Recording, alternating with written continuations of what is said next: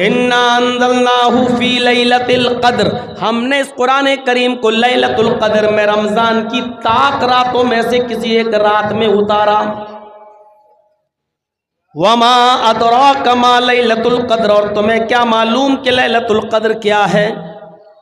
جس رات میں ہم نے اس قرآن کریم کو نازل کیا، اس قرآن کے نازل ہونے کی وجہ سے اللہ رب العالمین نے اس رات کو 1000 مہینوں کی عبادت سے زیادہ فضیلت عطا فرما دی۔ لیلۃ القدر خیر من الف شہر، اس رات کا جاگ لینا 1000 مہینوں کی عبادت سے زیادہ بہتر ہے۔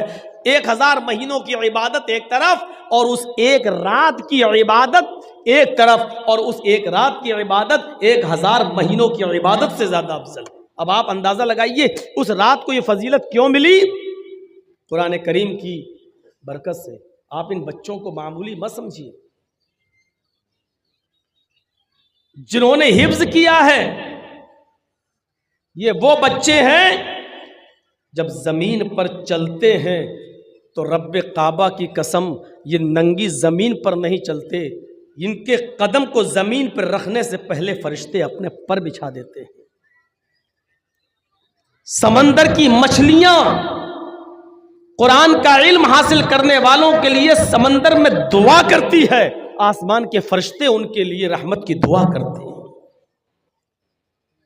غور کیجئے، یہ قرآن جس شہر میں نازل ہوا اللہ نے اس کو ام القری بنا دیا۔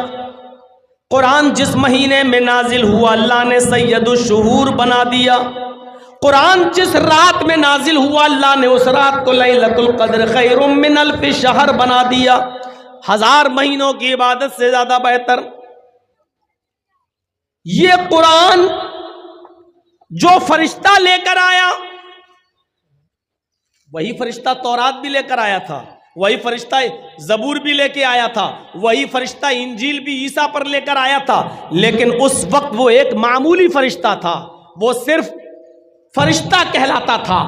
لیکن جب اللہ نے قرآن دے کر اس فرشتے کے ہاتھوں محمد الرسول اللہ صلی اللہ علیہ وسلم کے پاس بھیجا، اور غار حرا میں اقرا بسم ربک الذی خلق خلق الانسان من علق، قرآن کی یہ آیتیں دے کر جب اللہ رب العالمین نے اس فرشتے کو بھیجا تو اس دن کی تاریخ سے اللہ رب العالمین نے اس فرشتے کو سید الملائکہ، تمام فرشتوں کا سردار بنا دیا۔ تمام فرشتوں کا سردار کون ہے؟ جبرائیل علیہ السلام۔ کیوں ان کو تمام فرشتوں کا سردار کیوں بنایا؟ کیونکہ یہ قرآن کریم لے کر آئے تھے جناب محمد رسول اللہ صلی اللہ علیہ وسلم پر۔